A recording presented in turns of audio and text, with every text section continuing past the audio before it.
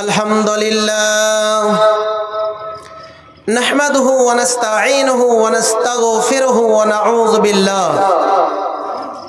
व नऊज़ु बिल्लाहि मिन शुरूरि अनफुसिना व मिन सय्यिआति अअमालिना मन यहदिहिल्लाहु फला मुदिल्ल लहु व मन युज़लिल फला हादिय लहु व अशहदु अन ला इलाहा इल्लल्लाह वहदहु ला शरीका लहु व अशहदु अन्न मुहम्मदन अब्दुहु व रसूलुहु अम्मा बअद फ़इन्न खैरल हदीस किताबुल्लाह व खैरल हदी हदी मुहम्मदिन सल्लल्लाहु अलैहि वसल्लम व शर्रल उमूरि मुहदसातुहा व कुल्लु मुहदसतिन बिदअह व कुल्लु बिदअतिन दलाला व कुल्लु दलालतिन फिन्नार अऊज़ु बिल्लाहिस समीउल अलीम मिनश शैतानिर रजीम बिस्मिल्लाहिर रहमानिर रहीम फलियहज़रिल्लज़ीना युख़ालिफ़ूना अन अम्रिही इन तुसीबहुम फितना औ युसीबहुम मिन अज़ाबिन अलीम वक़ाल अल्लाहु तआला फ़ी मौदिन आख़र बिस्मिल्लाहिर रहमानिर रहीम वमा अताकुमुर रसूलु फ़ख़ुज़ूहु वमा नहाकुम अन्हु फ़न्तहू वक़ाल तआला फ़ी मौदिन आख़र अतियुल्लाह व अतियुर रसूल वला तुब्तिलू अअमालकुम वक़ाल नबील करीम सल्लल्लाहु अलैहि वसल्लम मन अहदथ फ़ी अम्रिना हाज़ा मा लैसा फ़हुवा मिन्हु रद्दुन व फ़ी रिवायतिल मुस्लिम मन अमिला अमलन लैसा अलैहि अम्रुना फ़हुवा रद्दुन रवाहुल बुखारी मुस्लिम।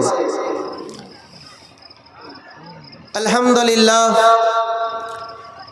समस्त प्रशंसा समस्त गुणगान से महान आल्लाह पाक रब्बुल आलामीनेर जन्य যে মহামনিব আল্লাহ সুবহানাহু ওয়া তাআলা আজকে আমাদেরকে এক দিনী মাহফিলে বসিয়ে দিনের আলোচনা জানা এবং শ্রবণ করার একমাত্র তৌফিক ইনায়াত করেছেন। তিনি সর্বশ্রেষ্ঠ, তিনি সর্বক্ষমতার মালিক, তিনি সারা পৃথিবীর মালিক, তিনি গোটা জগতের মালিক, তিনি কিয়ামতের দিনের মালিক, তিনি আসমান জমিনের মালিক, তিনি জানের মালিক, তিনি মালের মালিক, সমস্ত কিছুর মালিক সে মহান আল্লাহ পাক রব্বুল আলামিনের প্রশংসা জ্ঞাপন করি। সকলেই বলুন আলহামদুলিল্লাহ। আল্লাহ রব্বুল আলামিনের প্রশংসার পরে আমাদের যিনি বিশ্বের নবী সাইয়্যিদুনা রাহমাতুল লিল আলামিন হযরতে মুহাম্মদ রাসূলুল্লাহ সাল্লাল্লাহু আলাইহি সাল্লামের প্রতি অজস্র দ্বারায় দরুদ ও সালাম মুর্শিদ হোক। আল্লাহুম্মা সাল্লি আলাইহি আল্লাহুম্মা বারিক আলাইহি। সম্মানিত ভাইরা এবং সম্মানিতা মা ও বোনেরা, পবিত্র কোরআন কারীম সূরা নূর, সূরা হাশর এবং সূরা মুহাম্মদ থেকে আমি আয়াত পরিবেশন করেছি এবং সহিহ বুখারী মুসলিম থেকে একটি হাদিস পরিবেশন করেছি। অত্র তিনটি আয়াত এবং উল্লেখিত হাদিসকে কেন্দ্রবিন্দু রেখে আজকে আপনাদের সম্মুখে মূল্যবান কয়েকটি টিপস অথবা মেসেঞ্জার হিসেবে ধরে নেবেন কিছু আলোচনা রাখব। দেখেন ভাই, সুর করে বক্তব্য দেওয়া এটা আমিও পছন্দ করি, কিন্তু অনেক ওলামারা বলে থাকেন যে সুর করে বক্তব্য দেওয়া যায় না। যেমন আমাদের বাংলাদেশের প্রিয় বক্তা ফাজিলাতুশ শেখ শাইখুল হাদিস আব্দুর রাজ্জাক বিন ইউসুফ, ডক্টর মুজাফফর বিন মহসিন, আলহামদুলিল্লাহ, তেনারা বলেন যে সুর করে বক্তব্য দেওয়া যায় না, কিন্তু অধিকাংশ ওলামারা বলেন সুর করে বক্তব্য দেওয়া যায়। তবে আমিও মাঝে মাঝে দিয়ে থাকি, কিন্তু আমি বিগত 1 বছর থেকে আমি দেখলাম যে সুর করে বক্তব্য দেওয়াটা একেবারে লস। বোঝেন, একটা লাভ থাকে একটা লস থাকে। যেমন আপনারা ব্যবসা করছেন, ব্যবসাতে লাভ এবং লস থাকে না ভাই? লাভ কিন্তু থাকে না। তো সুর করে বক্তব্য দিলে কি হয় জানেন? ক্ষতি আছে, মারাত্মক ক্ষতি আছে। ক্ষতিটা হলো কি, গোটা রাত জাগলেন, শুনলেন, 4টি বক্তাকে ডেকেছেন, সুর করে বক্তব্য দিল, আলহামদুলিল্লাহ, খুব কণ্ঠসুরে। আল্লাহ আমাকেও অনেক কণ্ঠস্বর দিয়েছেন আলহামদুলিল্লাহ। এখন যদি শুরু করে দেয় একটি লোক, আল্লাহর কাছে অতটা ভরসা আছে আপনারা হিলতে পারবেন না ইনশাআল্লাহ। আমি চেয়ার বসে থেকে বলছি, কোরআন সুন্নাহ থেকে এমন আলোচনা রাখবো আপনারা হিলতে পারবেন না। কিন্তু আমি দেখলাম যে সুর করা কিছু কিছু জায়গাতে না করাটাই ভালো, কারণ কিছু কিছু এমন কিছু মূল্যবান আলোচনা রয়েছে কোরআন হাদিসের, যে জায়গাগুলোতে সুর করলে মানুষ ওই সুরের পাগলে মাতোয়ারা হয়ে যায়, কিন্তু আসল তথ্যবহুল আলোচনাগুলি তারা বুঝতে পারে না। বুঝলেন ভাই? আসল যেগুলো আলোচনা সেগুলো যদি নাই বুঝতে পারেন তাহলে জলসা করে কি ফায়দা, জলসা করে কি লাভালাভ রয়েছে, তাবলীগ করে কি লাভ, রিসালাত করে কি লাভ, দাওয়াত দিয়ে কি লাভ, দাওয়াত ইলাল্লাহ করে কোনো লাভ হবে না।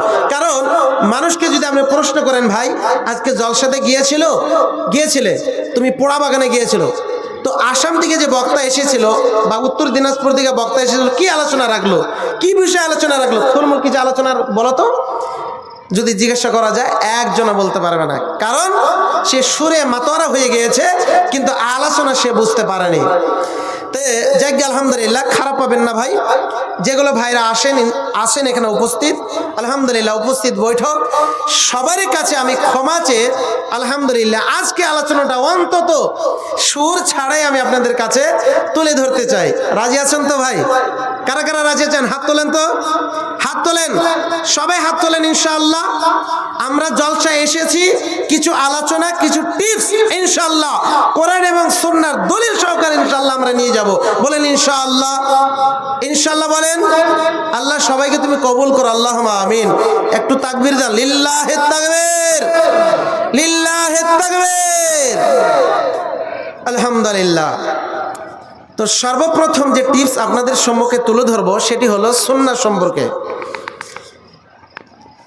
দেখেন, আসমানের কিতাব কয়খান কিতাব নাজিল হয়েছে বলেন তো? আসমানি কিতাব কে ভাই, কোনো ভাই জবাব দিতে পারবেন? ওঠেন তো, ওঠেন, দাঁড়ান। কয়খান কিতাব? 5টা না 4টা? 4টা। আলহামদুলিল্লাহ, আপনি বসেন, আপনি পাশ হয়ে গেছেন। এই 4খান কিতাব কোন কোন নবীর উপরে নাজিল হয়েছে দেখি। একদম ছোট প্রশ্ন, কমন প্রশ্ন আপনাদেরকে করছি, বলেন কে বলতে পারবেন? এই 4খানা কিতাব কোন কোন নবীর উপরে, কিতাবের নাম এবং কোন কোন নবীর উপরে নাজিল হয়েছে? কেউ আছেন ভাই? দেখি, একদম কমন প্রশ্ন, ছোট একদম, এর থেকে সহজ সরল প্রশ্ন হতে পারে না ভাই। বলেন কে আছেন দেখি। আল্লাহু আকবার, লা হাওলা ওয়ালা কুওয়াতা ইল্লা বিল্লাহ। কেউ নাই? হ্যাঁ আলহামদুলিল্লাহ। কে আছেন গো? একটু এগিয়ে আসবেন, একটু এগিয়ে আসবেন। খুব মূল্যবান আলোচনা, আলহামদুলিল্লাহ। আসেন, এই প্রশ্ন থেকে আমার আলোচনা ইনশাল্লাহ এগিয়ে নিয়ে যাব। আসেন, কে আছেন ভাই? এমনি হাত উঠে দিয়েছিলেন কি? তাওরাত, জাবুর, ইনজিল, কোরআন আমি বলে দিলাম, কিতাবের নাম বলে দিলাম। এবার বলেন কোন কোন নবীর উপরে নাজিল হয়েছে বলেন। তাওরাত কার উপরে নাজিল হয়েছে বলেন? একজন ভাই দাঁড়ান একজন। কোন ভাই? কোন নবীর উপর? ইউনূস আলাইহিস সালাম, মূসা আলাইহিস সালাম। ইনজিল, ঈসা ইনজিল। জাবুর, দাউদ আলাইহিস সালাম। আর কোরআন মুহাম্মদ সাল্লাল্লাহু আলাইহি সাল্লাম। আলহামদুলিল্লাহ। তো কোরআন মুহাম্মদ সাল্লাল্লাহু আলাইহি সাল্লামের উপরে নাজিল হয়েছে। ভাই একটি প্রশ্ন করে আপনাদেরকে, কোন মানুষ যদি বলে যে আমি কোরআনকে শুধু মানি, আমি হাদিসকে মানি না, তাহলে এবার ফতোয়া দেন তো কি হবে? কোন ব্যক্তি আপনাদের এখানে যতগুলো লোক আছেন, একজন হুট করে বলল ভাই যে আমি কোরআনকে মানি, শুধু কোরআনকে মানি, কোরআনে যা আছে 114টা সূরার ভিতরে যা আছে আল্লাহ তাবারক তাআলা যা কিছু বলেছেন আমি কোরআনকে মানি, আমি হাদিসকে মানি না, বলেন সে মুসলমান থাকতে পারে? বলেন, ফতোয়া দেন তো দেখি। আমরা ফির ফতোয়া কি দেব? ফতোয়া তো আলেমরাই দিবে নাকি? হ্যাঁ, কেউ যদি বলে যে আমি শুধু কোরআনকে মানি, সে কি হবে জানেন? ইসলাম থেকে খারিজ হবে। কারণ কোরআন এবং সুন্নাত দুটি জিনিসকে নিয়ে আমাদেরকে মানতে হবে। কোরআনের ব্যাখ্যা, কোরআনের তাফসীর হাদিস করে। আপনি যদি হাদিস না মানেন তাহলে আপনি পূর্ণাঙ্গ মুমিন তো দূরের কথা, পূর্ণাঙ্গ মুসলমান হতে পারবেন না ভাই। মুসলমান হওয়া কঠিন আছে ভাই। এই কথাটা কি জন্য মনে পড়লো জানেন? আমি কুচবিহারে এক সময় আমি একটা প্রোগ্রামে গিয়েছিলাম, তো বিগত 1 বছর হলো মনে হয়। তো একটি টোটোওয়ালা ভাই সে আমাকে বলছে যে মৌলানা আপনি তো আলেম মানুষ। হ্যাঁ আলহামদুলিল্লাহ আমি আলেম মানুষ, টুটা বোটা লেখাপড়া করেছি। তো বলেন তো, এই একটা আলেম আমাদের এখানে খালি হাদিস হাদিস বলে, কোরআন থেকে কোনো দলিল দেয় না, খালি শুধু হাদিস, খালি হাদিসের রেফারেন্স দেয়। আচ্ছা, কোরআনটা হলো এই পৃথিবীর জমিনে, এই কোরআনের উপরে কোনো কিতাব হতে পারে? আমি বললাম না, কোরআনের উপরে তো কিতাব হতে পারে না। কিন্তু আমি বললাম যে ভাই কোরআনের উপরে তো কোনো কিতাব হতে পারে না, কিন্তু কোরআনের পরে আসমান এবং জমিনের মাঝে যদি কোনো কিতাব থাকে সেটি হলো সহিহ আল বুখারী। এটা মানেন আপনি? না আমি মানি না, হাদিস মানি না। তখন আমি নাউজুবিল্লাহ পড়লাম, বললাম যে কেন আপনি হাদিস মানছেন না? বলছে যে কোরআনে কি নেই। আমি বললাম যে দেখান তো কোরআনে কি নেই। আকিমুস সালাহ ওয়া আতুজ যাকাত, এই আয়াতটা বিশ্বাস করেন তো আপনি? হ্যাঁ বিশ্বাস করি। তো তাহলে আকিমুস সালাহ মানে কি? নামাজ কায়েম করো, ওয়া আতুজ যাকাত এবং যাকাত আদায় করো, তাই তো? তো তাহলে আপনি কি করে নামাজ পড়েন বলেন? জোহরের নামাজ কত রাকাত? বলছে 4 রাকাত। তো 4 রাকাত নামাজের কথা কোথায় আছে বলেন? বলতে পারছে না। বলছে 4 রাকাত নামাজ তো কোরআনে তো নয়, হাদিসে আছে। তারপরে বললাম যে আসরের ক রাকাত? 4 রাকাত। কোথায় আছে? হাদিসে আছে। 5 ওয়াক্ত নামাজ আল্লাহ রাসূল সাল্লাল্লাহু আলাইহি ওয়াসাল্লাম মেরাজ রজনীতে গিয়েছিলেন, 50 ওয়াক্তের নামাজ ফরজ করা হয়েছে। 50 ওয়াক্তের নামাজ ফরজ করা হয়েছিল। সহিহ বুখারী 349 নম্বর হাদিস। আল্লাহ রাসূল সাল্লাল্লাহু আলাইহি ওয়াসাল্লাম যখন মেরাজ রজনীতে গিয়েছিলেন তখন 50 ওয়াক্ত নামাজ ফরজ করা হয়েছিল। মুসা কালিমুল্লাহর সঙ্গে দেখা হতে হতে, সাক্ষাৎ হতে হতে 5 ওয়াক্ত নামাজ ফরজ করা হয়েছিল। তো এই হাদিসটি কোথায় আছে ভাই? কোরআনে আছে?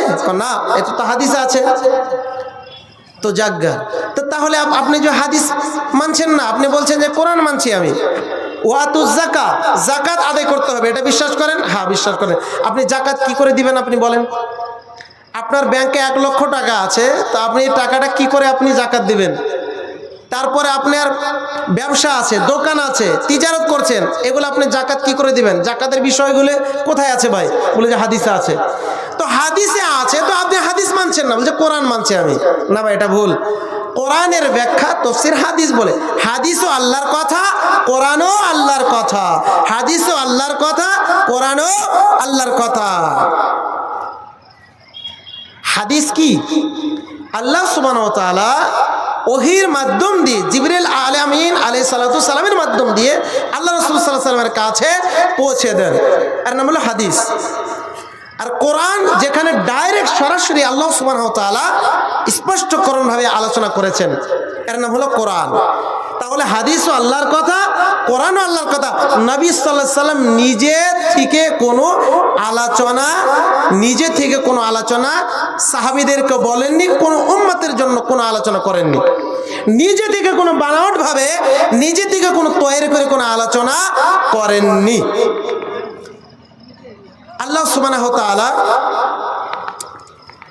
সূরা নূর খুলবেন, দেখবেন আয়াত নম্বর 15 মধ্যে আছে, আল্লাহ সুবহানাহু ওয়া তাআলার নবী সাল্লাল্লাহু আলাইহি সাল্লামের কাছে কিছু কাফের এসে বলছেন যে ওগো আল্লাহর রাসূল, যে কোরআনটা আমাদের জন্য অনেক ভারী হয়ে গেছে, কোরআনটা আমাদের জন্য অনেক ভারী হয়ে গেছে। তো কোরআন থেকে কিছু আয়াত চেঞ্জ করা যাবে না? কোরআন থেকে কিছু আয়াত চেঞ্জিং করা যাবে না, যাতে করে আমাদের সহজ হয়? তখন আল্লাহ তাবারাক ওয়া তাআলা জানিয়ে দিলেন, ইন আত্তাবিউ, আল্লাহ রাসূল সাল্লাল্লাহু আলাইহি সাল্লাম বললেন, আল্লাহর পক্ষ থেকে যেগুলো আওয়াজ, আল্লাহর পক্ষ থেকে যেগুলো কথা আসে, সেগুলো কথাকে আমি ইত্তেবা করি, আনুগত্য করি, এর থেকে আমি কোনো কথা আমি বার্তিক বলি না, কোনো কথা বার্তিক বলি না। আল্লাহ সুবহানাহু ওয়া তাআলা বলছেন, ওমা ইয়ানতিকু আনিল হাওয়া ইন হুয়া ইল্লা ওয়াহী ইউহা। আল্লাহ সুবহানাহু ওয়া তাআলা বলছেন যে নবী সাল্লাল্লাহু আলাইহি সাল্লাম কোনো কথা নিজে থেকে বলেন না যতক্ষণ পর্যন্ত ওহী না আসে। আল্লাহর পক্ষ থেকে যে কথাগুলো ওহী আসবে সে কথাগুলি আল্লাহ সুবহানাহু ওয়া তাআলার নবী সাল্লাল্লাহু আলাইহি সাল্লাম তিনি সাহাবীদেরকে বলেছেন, নিজ থেকে কোনো কথা বলেননি। তাহলে ভাই আমাদেরকে সুন্নত মানতে হবে কি হবে না? সর্বপ্রথম আমাদেরকে কোরআন মানতে হবে, আতিউল্লাহ আল্লাহ তাবারক ওয়া তাআলাকে আনুগত্য করতে হবে, ওয়া আতিউর রাসূল এবং রাসূলকে আনুগত্য করতে হবে, ওয়ালা তুবদিলু আমালুকুম এবং তোমাদের আমলকে কি করিও না, বাতিল করিও না, ধ্বংস করিও না। আজকে তো আমাদের আমলকে বাতিল করে দিয়েছি, আজকে আমাদের আমলকে বাতিল করে দিয়েছি। অল্পতে আমরা এত ভুল করে বসি যে বলার শেষ নয়। বন্ধুদের ভাইরা, এখনো সময় আছে, শুধরানোর সময় আছে, সুযোগ আছে। কারণ এমন একটি সময় আসবে, দুটি সময় এমন রয়েছে, একটি হলো বাদাল গরগরা আর দ্বিতীয় হলো বাদা তুলুই শামস মিন মাগরিবিহা। আল্লাহ সুবহানাহু ওয়া তাআলা নবীজি বলছেন, এক নম্বর হলো বাদাল গরগরা, যখন মালাকুল মাউত কোন বান্দার শিউরে যখন বসে যায়, ওয়া ইযা বালাগাতিল হুলকুম, যখন তার জানটা তার আত্মাটা কণ্ঠনলীতে চলে আসে, তখন বান্দাদের তওবা কবুল হয় না। জেনে রাখবেন, শুনে রাখবেন, ভালো করে মনে রাখার চেষ্টা করবেন। আর দ্বিতীয় নম্বর হলো যখন সূর্য পশ্চিম দিকে উদয় হবে এবং পশ্চিম দিকে মার যাবে, তখন তওবার দরজা বন্ধ হয়ে যাবে। শুনুন, আল্লাহ সুবহানাহু ওয়া তাআলা বলেন, ওয়ামা আতাকুমুর রাসূলু ফাখুযুহু ওয়ামা নাহাকুম আনহু ফান্তাহু। আল্লাহ রাসূল সাল্লাল্লাহু আলাইহি সাল্লামকে বলা হয়েছে, আল্লাহ তাবারক ওয়া তাআলা বলছেন, ওয়ামা আতাকুমুর রাসূলু ফাখুযুহু, রাসূল সাল্লাল্লাহু আলাইহি সাল্লাম যেগুলো নির্দেশনা নিয়ে এসেছেন, যেগুলো আহকাম নিয়ে এসেছেন, সেই কাজকে তোমরা, সেই কর্মকে, সেই নির্দেশনাগুলোকে, সেই আহকামগুলোকে তোমরা অ্যাকসেপ্ট করো, গ্রহণ করো। রাসূল সাল্লাল্লাহু আলাইহি সাল্লাম যেগুলো কাজকে বর্জন করতে বলেছেন, সেগুলো কাজ থেকে তোমরা বিরত থাকো। সূরা হাশর আয়াত নম্বর 7, সূরা মুহাম্মদ আল্লাহ তাবারক ওয়া তাআলা বলছেন আয়াত নম্বর 33, ওয়ামা আতাকুমুর, আয়াত নম্বর 33, আতিউল্লাহ ওয়া আতিউর রাসূল ওয়ালা তুবদিলু আমালুকুম। হে নবী, আপনি বলে দেন আতিউল্লাহ ওয়া আতিউর রাসূল, আল্লাহকে আনুগত্য করবে এবং রাসূলকে আনুগত্য করবে, ওয়ালা তুবদিলু আমালুকুম এবং তোমাদের আমলকে কি করিও না, ধ্বংস করিও না, বরবাদ করিও না। আজকে আমাদের আমলকে বরবাদ করে দিয়েছি। আমাদের সুন্নাহ কোথায় গেল? আমাদের সুন্নাহ কোথায় গেল? আমরা সুন্নাতকে আমরা দায়ী দিয়ে থাকি। রাসূল সাল্লাল্লাহু আলাইহি সাল্লামকে আমরা এতটাই ভালোবাসি যে রাসূল সাল্লাল্লাহু আলাইহি সাল্লামের সুন্নাতকে আমরা মানতে বাধ্য নয়। বলেন কথা ঠিক না বেঠিক? দেখেন আমাদের যুবক ভাইদের অবস্থা, দেখেন আমাদের সমাজে এত পথদলিত, এত অপদস্থ, অপমানিত, লাঞ্ছিত হতে হচ্ছে। তার কারণ হলো রাসূল সাল্লাল্লাহু আলাইহি সাল্লামের দেওয়া সুন্নাতকে আমরা আঁকড়ে ধরে রাখতে পারিনি। রাসূল সাল্লাল্লাহু আলাইহি সাল্লাম যখন দুনিয়া থেকে বিদায় নেবেন, সাহাবায়ে কেরামরা হতাশা হয়ে গেলেন, পাগল হারা হয়ে গেলেন। রাসূল সাল্লাল্লাহু আলাইহি সাল্লাম অন্তিমকালীন সময়ে চলে এসেছে, রাসূল সাল্লাল্লাহু আলাইহি সাল্লাম দুনিয়া থেকে বিদায় নেবেন। তখন সাহাবায়ে কেরামরা বললেন, ইয়া রাসূলুল্লাহ, আমরা কি নিয়ে বসবাস করব? রাসূল সাল্লাল্লাহু আলাইহি সাল্লাম তখন বললেন, কি বললেন? তারাকতু ফিকুম আমরাইন, দুনিয়ার ভিতরে দুটি জিনিসকে আমি রেখে গেলাম, মা তামাসসাকতুম বিহিমা কিতাবুল্লাহ ওয়া সুন্নাতি রাসূলি। আল্লাহ রাসূল সাল্লাল্লাহু আলাইহি সাল্লামের শেষ বাক্য, আল্লাহ রাসূল সাল্লাল্লাহু আলাইহি সাল্লামের শেষ বাক্য কি ছিলেন? যে তোমাদের মাঝে দুটি কিতাবকে আমি রেখে গেলাম, যতদিন পর্যন্ত তোমরা মুঠে আঁকড়ে ধরে রাখবে, পৃথিবীর কোনো সেরা শক্তি, পৃথিবীর কোনো নাস্তিক, বেঈমান, মুশরিক, কোনো অত্যাচার, কোনো নাস্তিকবাদীরা তোমাদেরকে পথভ্রষ্ট, ক্ষতিগ্রস্ত করতে পারবে না। যতদিন পর্যন্ত তোমরা আঁকড়ে ধরে রাখবে, একটি হলো কিতাবুল্লাহ, আল্লাহর কিতাব অর্থাৎ কোরআন, এবং সুন্নতে রাসূলি, নবীর সুন্নত, আমি রাসূলুল্লাহ সাল্লাল্লাহু আলাইহি ওয়াসাল্লামের সুন্নত, এই দুটি জিনিসকে কেন্দ্র করে তোমরা চলবে। সাহাবায়ে কেরামরা, আমি বলে গেলাম, কিয়ামত পর্যন্ত তোমাদেরকে কেউ পথভ্রষ্ট করতে পারবে না। হতভাগা মুসলমান, হতভাগা মুসলমান, পোড়া গ্রামের মুসলমান, সারা বিশ্বের মুসলমানকে আমি বলছি, রাসূল সাল্লাল্লাহু আলাইহি ওয়াসাল্লামের সুন্নতকে আমরা আঁকড়ে ধরে রাখতে পারিনি। রাসূল সাল্লাল্লাহু আলাইহি ওয়াসাল্লামের সুন্নতের উপরে আমরা এতটাই ঘৃণিত, রাসূল সাল্লাল্লাহু আলাইহি ওয়াসাল্লামের সুন্নতকে আমরা আঁকড়ে ধরে রাখতে পারিনি। তার বাস্তব ঘটনা, বাস্তব আমি আপনাদেরকে পরিচয় দিব। এই ছেলে, আপনি কেন দাঁড়াচ্ছেন? আপনি শোনেন, মা খালারা শোনার চেষ্টা করবেন। কারণ রাসূল সাল্লাল্লাহু আলাইহি ওয়াসাল্লামের সুন্নতকে যদি আমরা ভালোবাসতাম, রাসূল সাল্লাল্লাহু আলাইহি ওয়াসাল্লামকে যদি আমরা সুন্নতকে ভালোবাসতাম, রাসূল সাল্লাল্লাহু আলাইহি ওয়াসাল্লামকে যদি আমরা ভালোবাসতাম, তাহলে আমাদের মুখে দাড়ি থাকতো। দেখেন ভাই, কতজনের যুবকের দাড়ি আছে ভাই। আমরা আজকালে আমরা এতটাই পদদলিত হয়ে গিয়েছি যে আমরা মহিলাদের সঙ্গে আমরা কম্পেয়ার করতে গেলে, আমরা যদি একজন মহিলাদের সঙ্গে কম্পেয়ার করতে চাই, তাহলে ধরে নেওয়া যাবে যে আপনি একজন মহিলা। কারণ মহিলাদের তো দাড়ি হয় না, কিন্তু পুরুষদের দাড়ি হয়।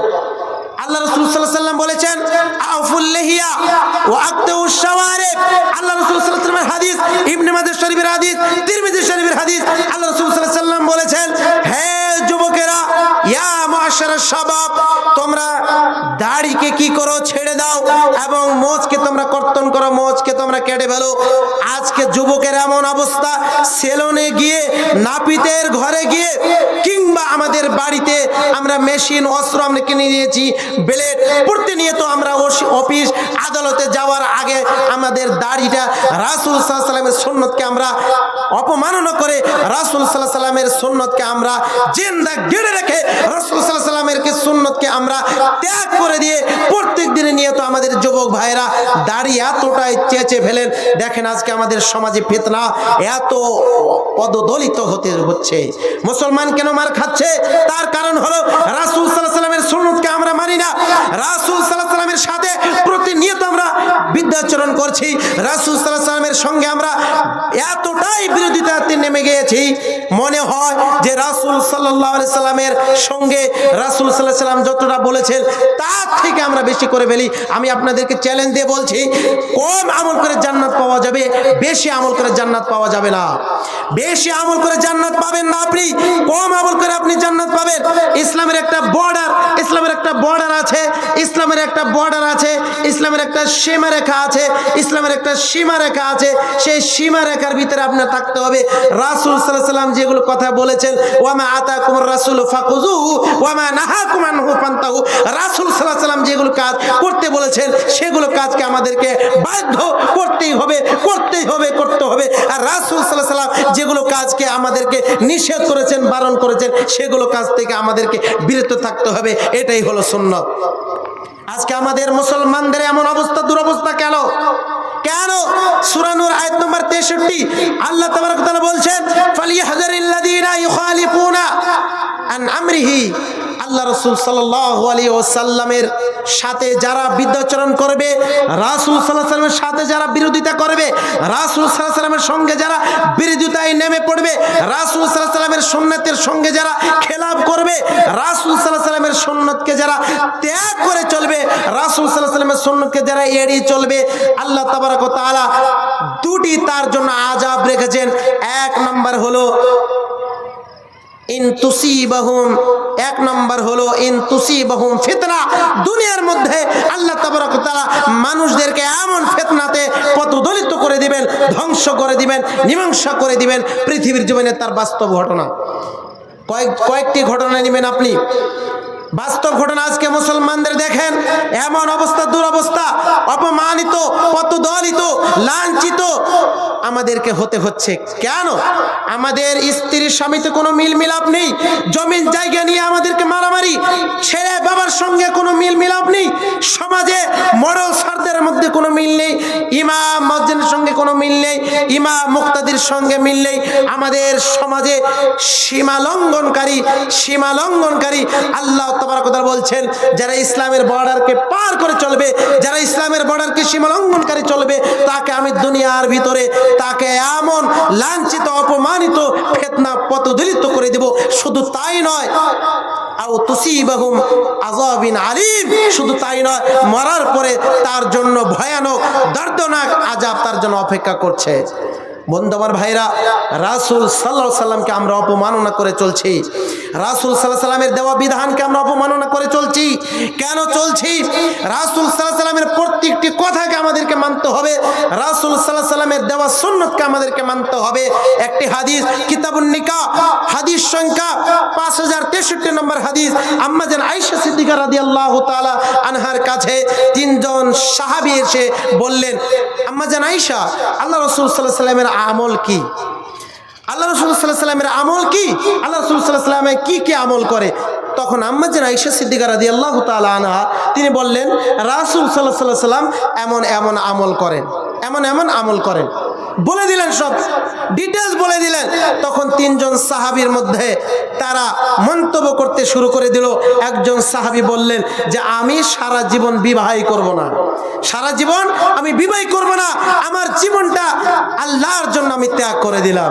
আরেকজন বলল আমি সারা জীবন আমি রোজা রাখবো। আরেকজন বলল আমি সারা জীবন আমি কি করব, তাহাজ্জুদের নামাজ পড়বো। এই কথা যখন হাটে বাজারে যখন প্রচার শুরু হয়ে গেল, তখন রাসূল সাল্লাল্লাহু আলাইহি সাল্লামের কানে যখন পৌঁছে গেল, রাসূল সাল্লাল্লাহু আলাইহি সাল্লাম তিনজন সাহাবীকে ডাকলেন, তেনার দরবারে ডাকা হলো। আসার পর রাসূল সাল্লাল্লাহু আলাইহি সাল্লাম তিনজন সাহাবীকে জিজ্ঞাসা করলেন, তোমরাই সেই মন্তব্যকারী? তখন তিনজন সাহাবী বললেন, ইয়া রাসূলুল্লাহ, আমরাই সেই মন্তব্যকারী। তখন রাসূল সাল্লাল্লাহু আলাইহি সাল্লাম বললেন, দেখো, আমি যতটা আল্লাহকে ভয় করি তোমরা ততটা ভয় করো না। বিশ্বের জগতের মধ্যে কিয়ামত পর্যন্ত যত মানুষ আসবে, আমি রাসূল সাল্লাল্লাহু আলাইহি সাল্লাম যাকে রাহমাতুল লিল আলামিন খেতাব দেওয়া হয়েছিল, যার সুপারিশবিহীন কোনো বান্দা কোনো উম্মত জান্নাতে যেতে পারবে না, তিনি মাকামে মাহমুদে আল্লাহর সুবহানাহু ওয়া তাআলার হামদ সানা বয়ান করবেন। কতদিন বয়ান করবেন? যখন আল্লাহ তাবারক ওয়া তাআলা অসংখ্য মানুষকে যখন জাহান্নামে নিক্ষেপ করবেন, তখন রাসূল সাল্লাল্লাহু আলাইহি সাল্লাম ইয়া উম্মতি, ইয়া উম্মতি বলে বলে চিৎকার করে দিয়ে সেজদায় অগণিত হয়ে যাবেন। আল্লাহ তাবারক ওয়া তাআলার করদ যখন আল্লাহ তাবারক ওয়া তাআলার গুসা রাগান্বিত যখন ঠান্ডা হয়ে যাবে, তখন আল্লাহ তাবারক ওয়া তাআলা নিজেই বলবেন রাসূলুল্লাহ সাল্লাল্লাহু আলাইহি সাল্লামকে, ইয়া হাবিবাল্লাহ, ইয়া রাসূলুল্লাহ, আপনি মাথা উঁচু করেন, আপনি কোন বান্দার জন্য আপনি সুপারিশ করবেন? আপনার উম্মতকে সুপারিশ করে নিয়ে আপনি জান্নাতে চলে যান। সুবহানাল্লাহ। সেই নবী রাহমাতুল লিল আলামিন, নবীদের সর্দার, জান্নাতের সর্দার, এই নবী সাল্লাল্লাহু আলাইহি সাল্লাম তাইফের ময়দানে ইসলাম প্রচার করতে গিয়ে তিনি রক্তাক্ত হয়েছিলেন। তাইফবাসীরা, ছোট ছোট ছেলেরা রাসূল সাল্লাল্লাহু আলাইহি সাল্লামকে পাথর নিক্ষেপ করেছিলেন। রাসূল সাল্লাল্লাহু আলাইহি সাল্লাম বেহুশ হয়ে পড়ে গেলেন, পাহাড়ের নিচে চূড়ায় পড়ে গেলেন। তখন আসমানের ফেরেশতা জিবরিল সেমাদে এসে রাসূল সাল্লাল্লাহু আলাইহি সাল্লামকে বললেন, ইয়া রাসূলুল্লাহ, আপনি শুধু হুকুম দেন, দুই পাহাড়ের মাঝে চাপা দিয়ে আজকে তাইফ বলেকে আমি ধ্বংস করে দেব। রাসূল সাল্লাল্লাহু আলাইহি সাল্লাম এমনটি করেননি। তিনি হলেন মায়ার নবী, তিনি হলেন দয়ার নবী, তিনি হলেন রাহমাতুল লিল আলামিন। সেই নবী সাল্লাল্লাহু আলাইহি সাল্লাম বললেন তিনজন সাহাবীদেরকে যে আমি রাসূল সাল্লাল্লাহু আলাইহি সাল্লাম হয়ে যতটা আমি ভয় করি ততটা কোনো উম্মত, কোনো ব্যক্তি ভয় করে না আল্লাহকে যতটা আমি ভয় করি। আমি রাসূল সাল্লাল্লাহু আলাইহি সাল্লাম, আমি নবী হয়েছি তবে আমি তাহাজ্জুদের নামাজ পড়ি, আমি নবী হয়েছি তবে আমি দাওয়াতও দেই, আমি নবী হয়েছি তবু আমি তাহাজ্জুদের নামাজ পড়ি, সালাত আদায় করি, আমি নবী হয়েছি আমি রমজান মাসে সিয়ামও পালন করি, আমি কিয়ামুল লাইলও করি, আমার স্ত্রীগণের আমি হক আদায় করি। তখন সাহাবায়ে কেরামরা বললেন, ইয়া রাসূলুল্লাহ, আমাদের ভুল হয়ে গেছে। তখন শেষ বাক্যটি রাসূলুল্লাহ সাল্লাল্লাহু আলাইহি ওয়াসাল্লামের যেটি ছিল, মান রাগিবা সুন্নতি ফালাইসা মিন্নি, এই বাক্যটি যদি সমস্ত উলামায়ে কেরামরা যদি বুঝতে পারতেন, তাহলে আজকে আমাদের আলেমদের মাঝে কোনো মতানৈক্য, সাধারণ মানুষদের মধ্যে কোনো মতানৈক্য, কোনো সৃষ্টি হতো না।